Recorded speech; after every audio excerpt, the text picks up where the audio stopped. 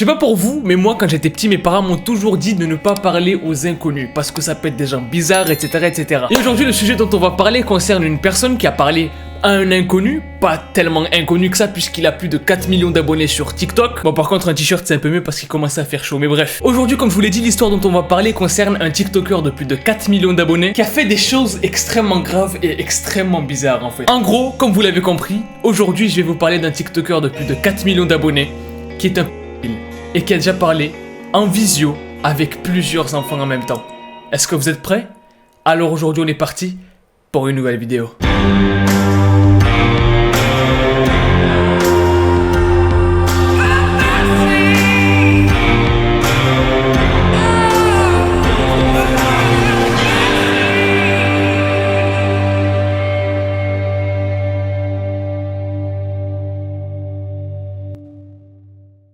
Ce TikToker de 4 millions d'abonnés s'appelle Joe Roby. Et en fait, c'est un TikToker qui fait des TikTok disturbing, genre qui sont gênants, tu vois. Un petit peu à la même façon que faisait ses TikTok, Place Mastodon, etc., etc. Sauf que là, cette fois-ci, ça va aller très vite en fait. Ça va aller très vite pour lui. Puisqu'après plus d'un an, il gagne 4 millions d'abonnés. Et suite à ce gain de 4 millions d'abonnés, il y a pas mal de personnes qui vont commencer à faire des TikTok sur lui. Et qui vont nous annoncer qu'en fait, ce mec-là, bah c'est pas ce qu'on croit. Et qu'il est méga flippant et dangereux en fait.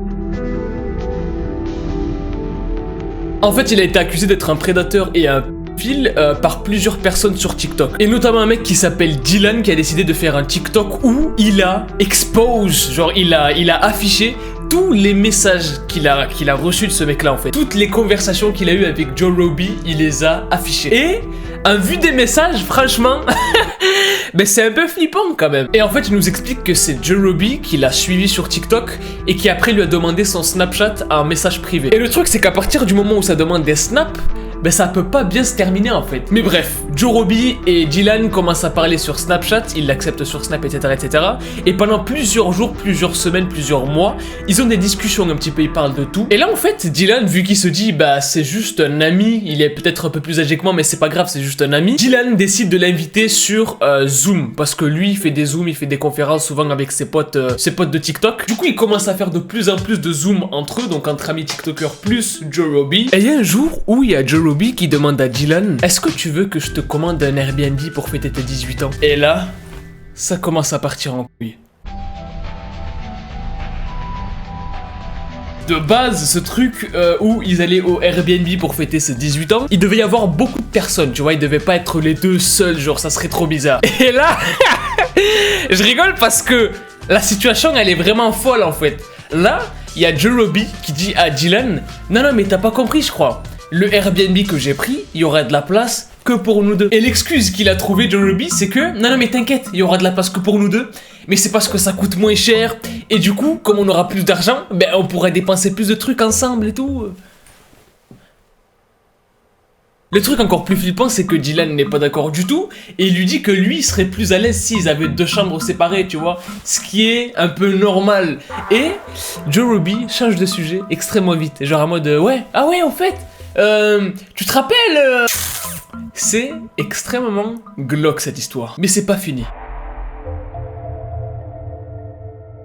Comme Dylan ne se sentait pas du tout à l'aise, ce qu'il a décidé de faire, c'est d'inviter un pote à lui qui s'appelle Noah, si je dis pas de conneries. Bien sûr, il a averti le TikToker de 4 millions d'abonnés, Joe Roby, et il lui a dit, ouais, il y aura mon pote qui va venir avec nous, ça sera cool et tout. Et Joe Roby lui a dit, est-ce que t'es sûr qu'il a 18 ans avant de venir? En fait, je pense que c'est ça le plus flippant. Le plus flippant, c'est que ce mec-là, il a fait des conférences Zoom avec des enfants qui avaient moins de 18 ans, mais qu'à la fois, il soit obsédé par le fait que ces mecs-là, qui vont la rejoindre dans une chambre et ils vont faire des trucs bizarres, on sait pas. Il est obsédé par le fait qu'ils aient 18 ans, tu vois, pour qu'il puisse faire ce qu'il veut faire en fait, et que ça soit légal et que lui soit pas dans la merde. Je sais pas si vous voyez ce que je veux dire, mais c'est extrêmement flippant en fait. Genre, ça serait beaucoup plus facile, je pense, hein, de passer du temps avec des gens de son âge, tu vois. Genre, t'as 26 ans, bah tu passes du temps avec des gens de 25 ans, 24 ans, 28 ans, ce qui paraît normal. Après, je sais pas. Et c'est ça le truc en fait. Pourquoi autant être focalisé sur le fait que les personnes aient 18 ans? Et là, il y a des gens qui vont me dire, oui, mais c'est pour que comme ça, c'est légal. Parce que sinon, ben, il veut faire les choses dans les règles de l'art. Mais il fait des appels sur Zoom avec des enfants de 15 ans.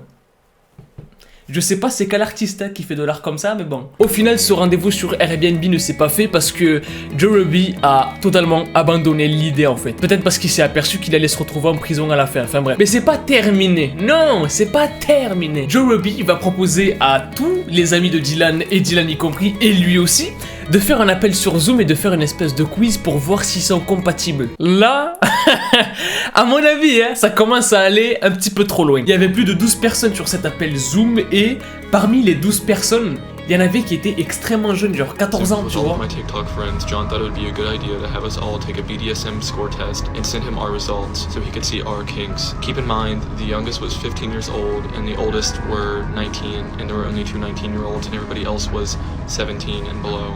There were 12. Genre, pour vous donner une ordre d'idée sur la situation, en gros, c'est un mec de 26 piges qui est avec des mineurs qui ont entre 14 et 17 ans et qui font des tests de compatibilité de... Ouais... T'es Capricorne ascendant quoi, toi? Hein? Parce que moi, je suis né dans ta lune. C'est flippant, franchement. Le truc, c'est que ce qui s'est passé par la suite, le groupe de TikTokers qui étaient potes avec Dylan a coupé les ponts. Voilà, ils ont arrêté de parler avec lui parce que lui et son nouveau pote, ils étaient trop chelous. Son nouveau pote, je parle bien sûr de Joe Robbie. Et là, Joe Robbie a commencé à manipuler Dylan comme un psychopathe, en fait. Il a commencé à lui dire, non, mais c'était pas tes vrais potes.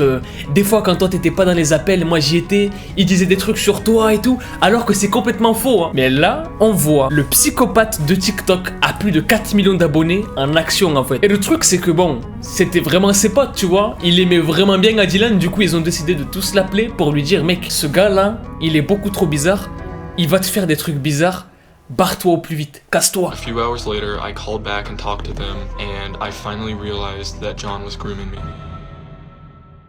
Et le truc c'est que malheureusement, il n'y avait pas que Dylan qui était agressé par ce mec là.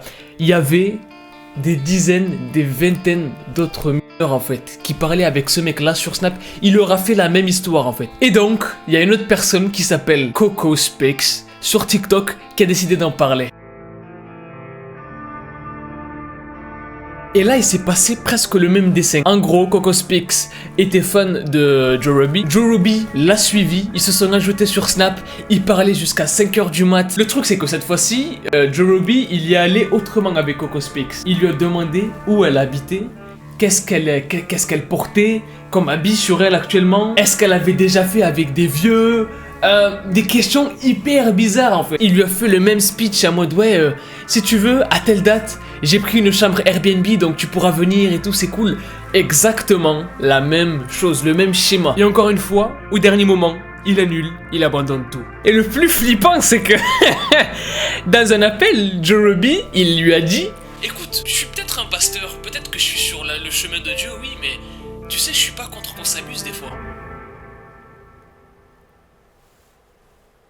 Mais Jésus a dit, faut pas faire ça. Et le truc qui est vraiment flippant, c'est que comme je vous l'ai dit, à chaque fois, le plan, il a presque marché, tu vois. C'est exactement la même chose. Hein.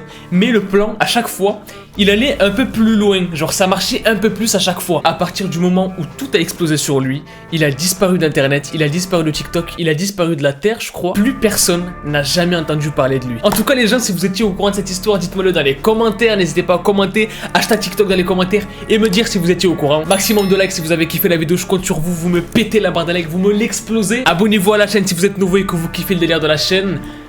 Moi je vous dis à la prochaine, peace out et kiffez la vie.